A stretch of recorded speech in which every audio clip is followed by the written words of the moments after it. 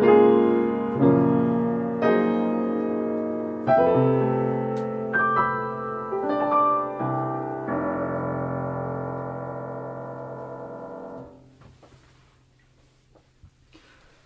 afternoon, U.S. Good morning, Hawaii, and good night, good evening in Europe. The reason I picked this tune, Just Friends, introduced in about 1928 by Russ Colombo, it became a tune in the 50s, one of the most popular jam sessions tunes. They would always call either Just Friends, Out of Nowhere, but Just Friends was on top of the list. And people always enjoyed blowing on the tune, the musicians. And as I mentioned in my email, for me it was an unbelievable time, the 50s. I arrived in San Francisco in 51 as a teenager, and soon after I started going to the ballrooms like El Patio on Market and Van Ness above Les Vogel Chevrolet. I think it may be still there. The white bands played there, wonderful bands, Harry James, Woody Herman, Les Brown. The black bands played in the theaters and in the Fillmore Auditorium, in the ballrooms also. And I heard Duke Ellington, at the El Patio, I heard Harry James with Buddy Rich, Woody Herman, wonderful band. And then I walked into the Paramount Theater on Market near Jones to see a movie. I don't remember. I had no idea what was going on. All of a sudden, it was a band on a stage. So they had, like the old days, a big band, a movie, and so on. And the drummer had two bass drums. And now, of course, we know it was Louis Bellson who played with Duke, had two bass drums. And I think Duke had a white kind of tuxedo coat. There was another pianist alternating sometimes. That probably was Billy Strayhorn, and I didn't know, So exciting days, West Coast jazz. Guys were coming from LA, and New York cats were coming to the Black Hawk and different clubs. And for me, it was so exciting. Like, as I mentioned, most of the cats on the West Coast came from other places, from Midwest, Conte Condoli, Indiana, Indianapolis, the swinging bass player Leroy Vinegar and Carl Perkins on piano, and from New York and Philly you had Stan Levy, Sonny Clark from Pittsburgh. They played at the Lighthouse, and Howard Rumsey, former bass player with Stan Kenton, opened the Lighthouse. Unbelievable time. Miles played there, Max Roach played, they recorded, and very exciting. And I'll tell you more details as we keep going. The cats who were born on the West Coast were hard swingers. Dexter Gordon from LA, Hampton Hawes from LA, Lawrence Marble, great drummer from LA. So you had them all together and they made exciting music.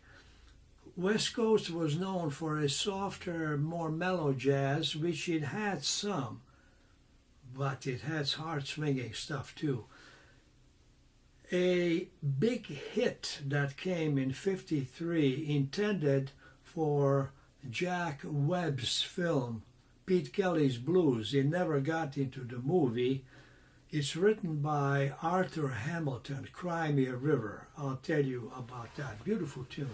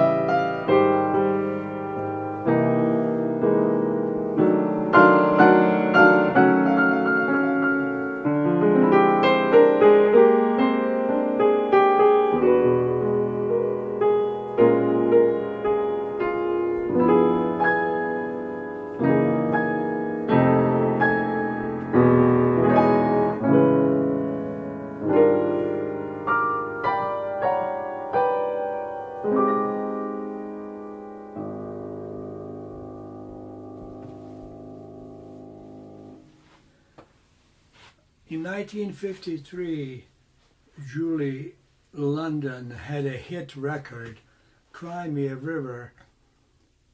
It was accompanied by wonderful guitarist Barney Kessel and good bass, name of Ray. People thought it was Ray Brown, but it was a studio guy. I don't know much about him. Name is Ray Leatherwood. Played good solid bass. Beautiful song and hit recording. And Ella also recorded it too. So more West Coast musicians. Red Mitchell was born in New York City. He had a brother who also played good bass. His name was Whitey. Not a great name when equal rights were happening. Hey, Whitey. But it didn't matter. He had a very light white hair. One of the greatest of all bass players in jazz, Oscar Pettiford. He had a big band and he would play cello. He needed a bass. Who played bass sometimes? Whitey Mitchell. That's how good he played. So Oscar chose him and he had a good groove. Amazing time. Hampton Hawes, I started going to SF State 1960. Hampton Hawes comes with that great trio, Red Mitchell on bass and Chuck Thompson on drums. And San Francisco State sometimes would present musicians from Stan Kenton's band. They had wonderful concerts in the McKenna Auditorium, the big auditorium. Also in San Francisco at the time, I didn't actually see Stan Levy, but I should mention his name. He played mainly in LA. I'm sure he was there sometimes, but Black Oak, I don't remember seeing him there. Amazing story. A teenage guy is playing Dizzy Gillespie. When he heard him play, he hired him as a teenager. That's how he felt about him. He had that right feeling.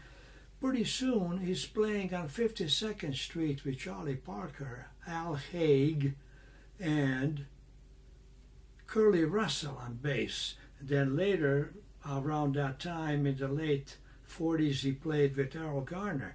So Charlie Parker took that quintet to LA. There was a club, Billy Berg's, first time they ever heard bebop. And unfortunately, Bird wasn't in great shape, so they hired Lucky Thompson, who was a great player, to be backing up Milt Jackson too. And Charlie Parker, as some of you heard, wound up in Camarillo after he recovered after that. But now you hear me mentioning how the main media has dumbed down jazz. It's so bad. Rock star, give me a break. That's all they talk about. Now, you're not going to believe this. Even comedy shows like Dennis the Menace had a reference to Charlie Parker. I saw it, I couldn't believe it. What it is, Dennis the Menace always made trouble for his neighbor, Mr. Wilson. Good actor, grouchy role, you know. So this show had a bird watching society. They're all gathering looking for birds. All of a sudden there are some beatniks with beards, berets, dark glasses, bongos. They say, "What are you guys doing here?" "Oh, we heard Bird is going to be here." You believe that? Dennis the Menace. Anyway, it was an amazing time. So next, the tune that I first heard, of course, Sonny Rollins, his tune, Doxy, recorded with Miles, but first time I heard it live, Shelly Manne had a wonderful quintet from Boston. Charlie Mariano played very close to Charlie Parker. Stu Williamson and his brother Claude, wonderful pianist. They're from Vermont. They settled in LA. So Doxy was recorded by Shelly Manne. So when Shelly Manne came to the Black Hawk, they had Sunday sessions, and I got the courage to sit in. I was studying with Vince at the time, before Cal Jader's wife, they showed me how to comp. So on a Sunday afternoon, I sit in, and the horns stayed on stage, Stu Williamson and Charlie Mariano. So the tune they called was Our Love Is Here to Stay. I learned the tune, I knew it. On the drums, also scared, was Dick Burke. They called him Sputnik. He came to New York, played with a lot of great people. Eddie Kahn, tall bass player, very tall. They called him Watusi. And he moved to New York, came back with Max Roach's band. So they called Our Love Is Here to Stay. And I'll tell you what happened. Here is Doxy.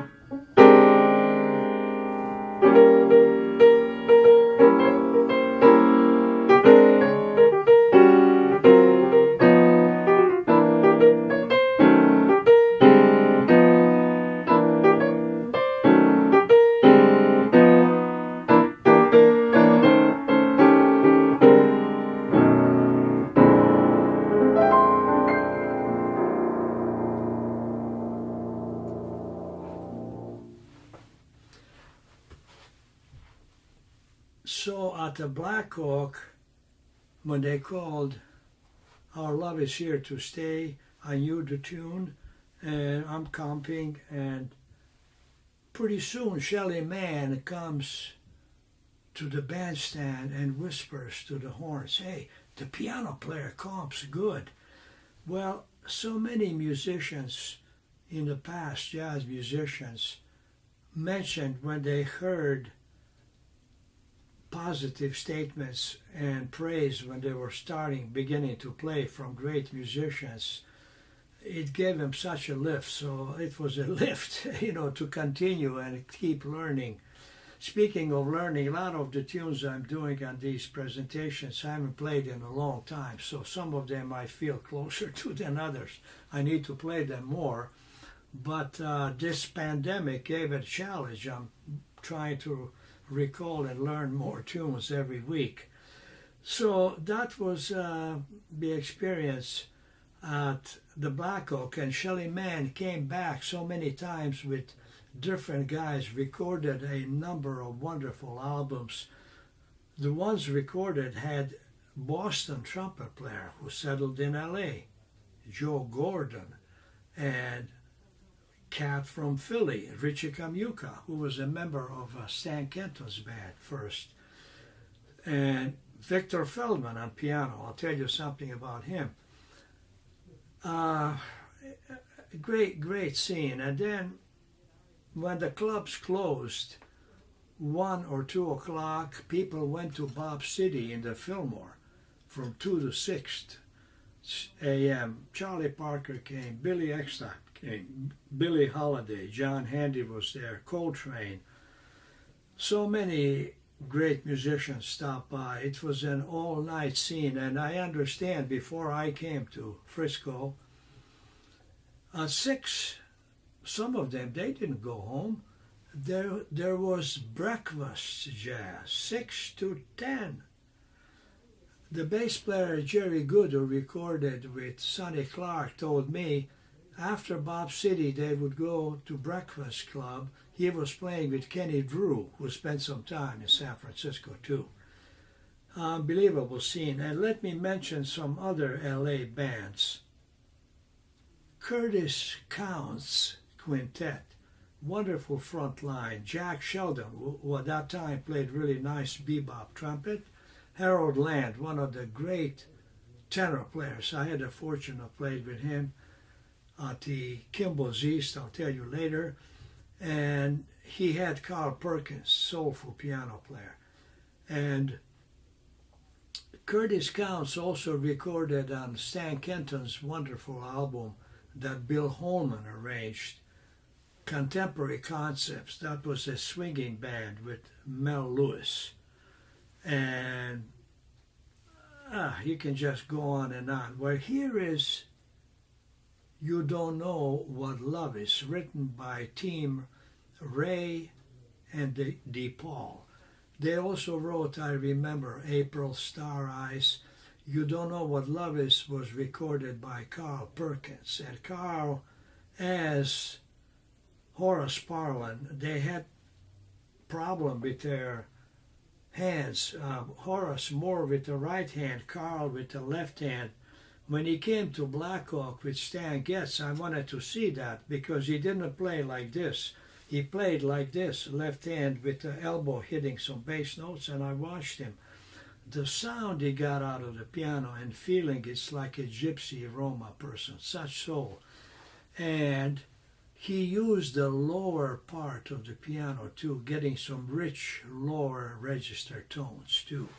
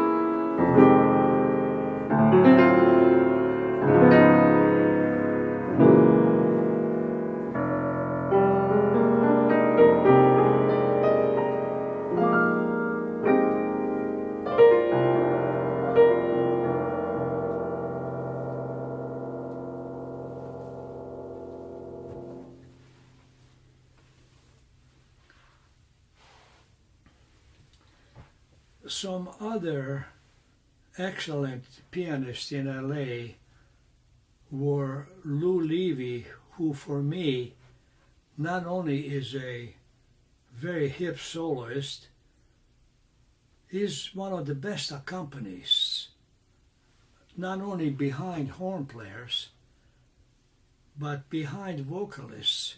He would play not only the right changes, but the color in his voicings was very beautiful. And I tell you, if you had a chance, let's say a horn player or singer, he would lift you to another level. Dr. Herb Wong presented Lou Levy, myself, Denny Zeitlin, and Mike Wolf, the pianist. So I got to play a duet with Lou Levy. You can imagine how exciting it was. Wonderful cat and great pianist. He was one of Stan Getz's favorites. They would come to Black Hawk all the time. And the other pianist in LA, Gerald Wiggins, total pro, beautiful harmonies, could play with both hands, and Paul Smith, another one who used to play for Ella from LA. One of the groups that I used to hear and I bought records was the Bud Shank Quartet. He played with Stan Kenton, and then he was at the Lighthouse. He had a really excellent quartet with the Vermont pianist Claude Williamson, excellent bass player Don Prell, who moved to San Francisco, and Mexican-American drummer Chuck Flores. They also recorded with just a trio, and Don Prell moved to San Francisco either late 50s or early 60s, and when we played Monday nights at the workshop, we had some great bass players. Montgomery would play. Monty Budwig lived in San Francisco, and he went back to rejoin Shelley again. And Eddie Coleman plays, but Don Prell played, and swinging cat, great attitude, and he's still around. He's 90, and I understand Donald at his 90th birthday, as he does every 10 years or so, he takes his bass to the Golden Gate Bridge. Donald, God bless you, keep swinging, man. So let's see, Dexter Gordon in LA had a group with Carl Perkins, Leroy Vinegar, and Laurence Marable. And unfortunately, Carl Perkins died from an overdose when he was 28. What a feeling. Listen to him. Go to YouTube, check him play You Don't Know What Love Is. Also, check him play Lilacs in the Rain. I mean, it brings tears. The guy had so much feeling. So when they came to Jazz Workshop, after Carl Perkins passed away, another excellent pianist from LA, Dick Whittington, was playing piano. And Dick settled, and he and his wife purchased the Maybach Hall. Many albums recorded.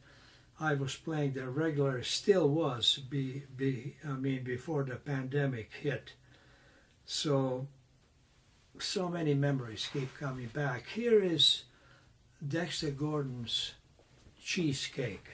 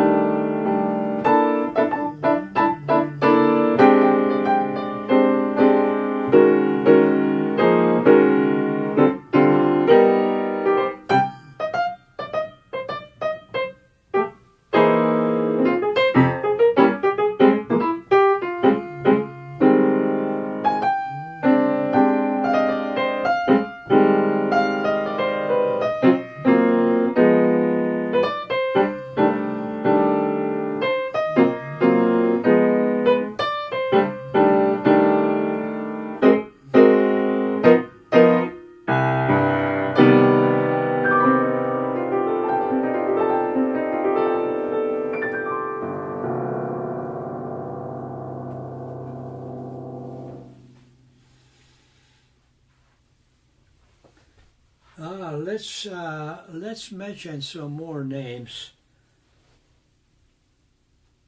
Another great tenor player from LA is Walter Benton, unsung hero. You can hear him on an album of his own with Freddie Hubbard. You can look for it. Also, I'll tell you something more about Victor Feldman in a minute. Walter Benton was featured. Victor Feldman had so many good albums. One of them was all Latin, Latinsville. He had a Latin piano player. I can't remember the name, but Vince Guaraldi did a lot of Latin tracks, and Vince was at home, authentic Afro-Cuban Latin comping player and solo. So Walter Benton and Vince were on this album, Latinsville. Willie Bobo, Mongo Santa Maria, also the other cat who settled in San Francisco, I have to think of his name, great Cuban drummer, he'll come back to me. Armando Perazza. So another name, Walter Benton, and Hadley Calaman. I recorded with Hadley. We did a lot of playing, touring in the Northwest with Curtis Fuller, Julian Priester, who settled in San Francisco and went back to Northwest, teaching with Hadley. I was at the college in Washington, Cornish, I'm not sure. And so many great LA players. Let's mention Stan Levy. When he moved to the West Coast, he played with Stan Kenton's band, and the guys were really inspired to have a great bebop drummer playing. He was there before Mel Lewis, and Stan also played at the Lighthouse, but when Victor came to LA, he did a great album called The Arrival of Victor Feldman. He's on a small rowboat with a V Victory sign, like British, with a tuxedo, and Scott LaFaro and Stan Levy are welcoming him on the boat. It's a hell of an album. The interesting thing about that, Victor played authentic vibes and piano, like he was born in America. Great feeling. But what is interesting, before Scott LaFaro moved to the East Coast, he's from Geneva, New York, to move back to play with Bill Evans, in LA, he was one of the hardest swinging bass players in jazz. People have no idea. They only think later high notes and interplay. No. When Ray Brown heard Scott LaFaro, he said, this young man's got something special. He could hum, he could groove and solo. So he recorded with Hampton Falls, Harold Land, but this album, check it out, called The Arrival of Victor Feldman.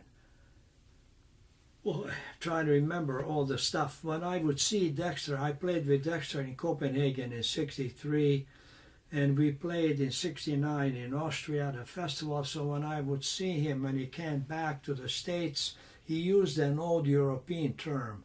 He called me, hey, Landsman, means countryman, like we spent time in Europe.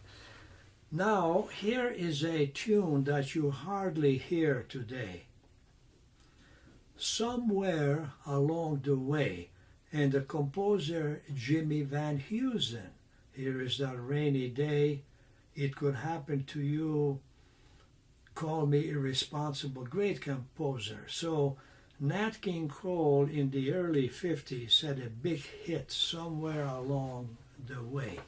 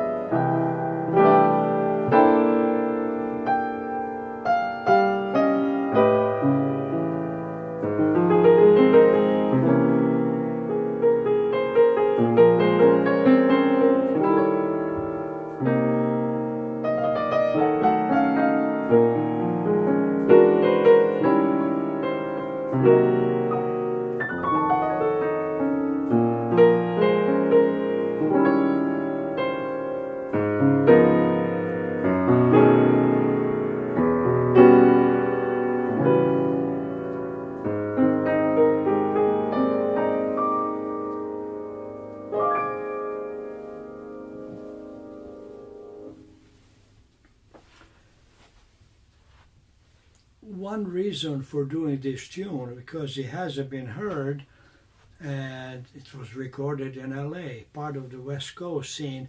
But the other one, probably a lot of you have been in LA. When I played there at Shelley Manhole and other places with John Hendricks, I would sometimes stay near Hollywood and Vine. You look up on the hill, Capitol Hill Records, round building. And what kept that going, really one of the big factors, Nat King Cole Records. He was selling so much, it kept the company going. Nat King Cole, somewhere along the way. Speaking of vocals, what I forgot to mention last week, one of the best versions ever that I heard here of Sophisticated Lady was done by another Nat. Nat Johnson, now his father, Nat Johnson, who is the only African-American priest in the Greek Orthodox diocese, or the Russian, Serbian, same religion. Father Nat, wonderful. And the other person that I used to sing this song when I worked, he was the pianist at the Bob City After Hours for a while. Frank Jackson, he played good piano, but he sang such a nice feeling, influenced by Nat, but he had his own sound. But he did this, he could, anything you can name, the guy could sing. It was really something. So now we go back to San Francisco, to the club on Broadway Street called Off Broadway. And first time I played with Mel Torme in '63, he opened the place. And Jerry Granelli hired me, had a wonderful bass player, John Mosier. And it was nervous. I learned his book, so next time he came to town, he called. But it worked out overall okay. Mel was very particular, but it really worked well after. And one of the tunes that he introduced the vocalist was Comin' Home Baby, written by Ben Tucker, a great bass player. And Mel did a vocal version. Herbie Mann did the instrumental Comin' Home Baby.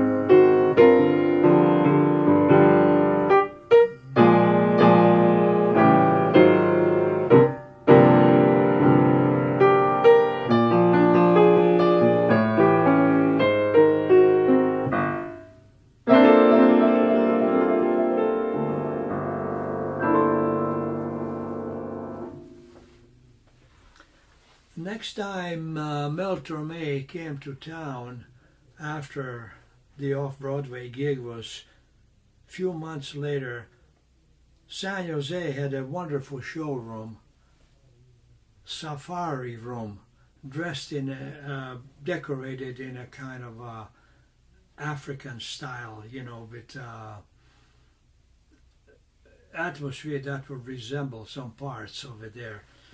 And I got the call, and my high school friend Bruce Tinnett, wonderful bass player, was on the gig, and we had a great time, and I knew the material, so I felt much more relaxed. And here is another story when one of the greats pays you a compliment, as I mentioned, how it lifts you when you're starting to learn, Jimmy Lyons came, who booked Mel at Monterey and a lot of places. He was a DJ too. And Mel is telling him, I had a lot of well-known accompanists, but this guy, Vuckovich, is like radar. Well, I always like playing with singers, trying to listen to them and accompany. And so on. So he said, next time I'm on Monterey, I want him along with Mel Lewis. Well, what happened, I went to Europe for almost a whole year, so I missed that, but it was a great memory. And speaking of high school friends, besides Bruce, Bob Steele, who was a really good brass player, and he switched to bass, good bass player, we would go to Black Hawk sometime, and then Paul Marshall, who became a high-end TV producer. On my website you can go see a video club date from San Jose. And so we all used to go and hang at the Black Hawk. Speaking of more clubs, at the Trident in Sausalito. What is amazing when you look at the Trident biography on the website, only rock and roll. No mention of Vince Guaraldi, no mention of Kenny Burrell, of Stan Getz. Shelley Mann came to the Trident with a hell of a quintet. Conte Condoli and one of the greatest alto players. You have to look this guy up, Frank Strozier. I heard Frank before that when Miles came to the Black Hawk in the early 60s with George Coleman on tenor and Frank on alto. Frank is also from Memphis, I believe, when George comes from. One of the great alto players. And at the Trident, he was there. So those were the days. Those were the days. Anyway, a kind of funny and sad story what happened. As I mentioned, I played at the Off-Broadway Club, and I went to Europe. When I came back, they still had jazz, but pretty soon after that, when rock and roll and Beatles came in, Presley, there was no business. So to make business, what did they do? They had topless lunch. And later I heard they even had bottomless lunch just to do business. Anyway, that's one of those things. Okay, here we go. Mel Torme, who wrote Christmas Song, wrote a beautiful ballad, Born to be Blue.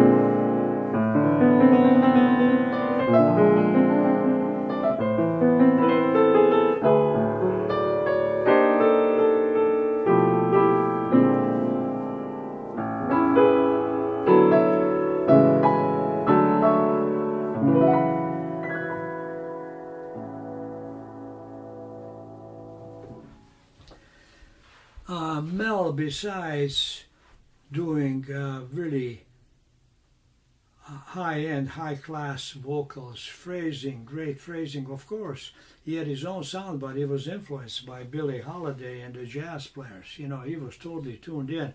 He could scat. Jon Hendricks told me they did a scatting exchanges at a festival. He said Jon Hendricks was so impressed. Mel played the drums. He played the drums in Chico Marx' big band, and also he played ukulele. I remember at the Safari Room. Sorry, little sip, 1 second.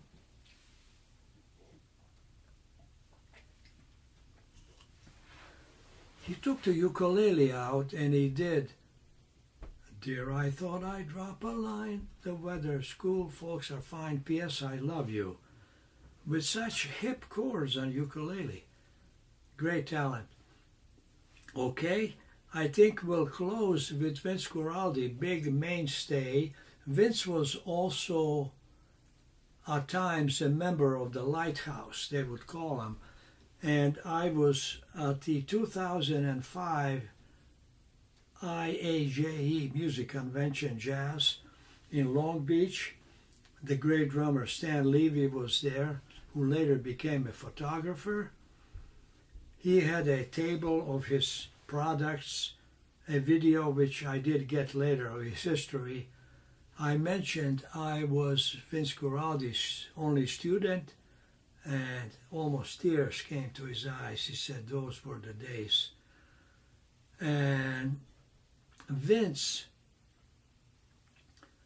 recorded trios with Eddie Duran, Dean Riley, and recorded with Conte Candoli, with Frank Rossellino, other people. Was a rounded pianist, Cal Jader, but he had a knack, and he created history, as you know, with Charlie Brown. He could do pop stuff. He could really get into it and combine it with jazz. And the tune that did it, I walked in his house before. It's this tune that bought him a beautiful home in Mill Valley. I walk in, he said, "I would like you to hear something." He had a spinet piano, put a thumbtacks on the hammers to make it sound like a harpsichord. And what it was Cashew Fade to the Wind. He did it with John Markham and Mosier. And then later he did it with Colin Bailey and Monty Budwig. Speaking of those guys, I did a tribute to Vince at the Grand Hyatt with those cats. So Vince played that for me, and then when he recorded with Colin and Monty Budwig on the album Black Orpheus, Jazz Impressions, they made a 45, and that was history. After that, he took off. And I'll tell you a funny story after that. Cashew Fade to the Wind.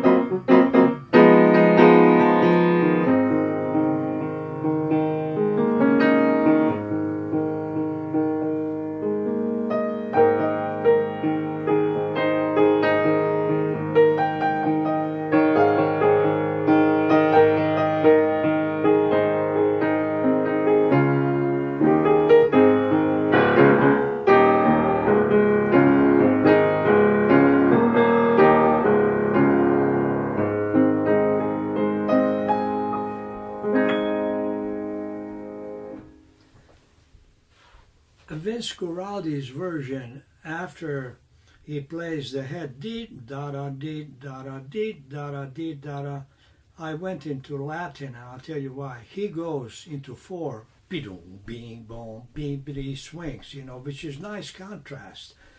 But when I recorded it, I didn't want to repeat his arrangement.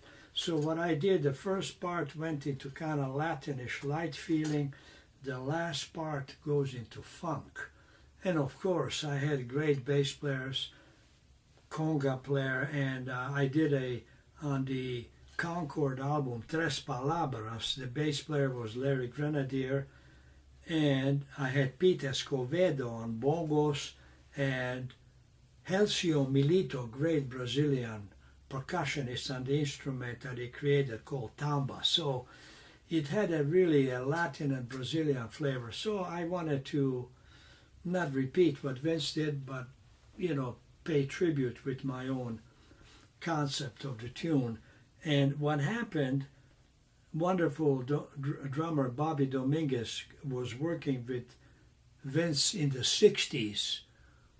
And they rehearsed. Vince, after this tune came, he built a beautiful home in Ville Valley. Glass and wood, redwood, I forgot, but it was just beautiful. I mean, classy, modern home. So they're rehearsing, and Bobby Dominguez said, "Hey, Vince, this is a beautiful home."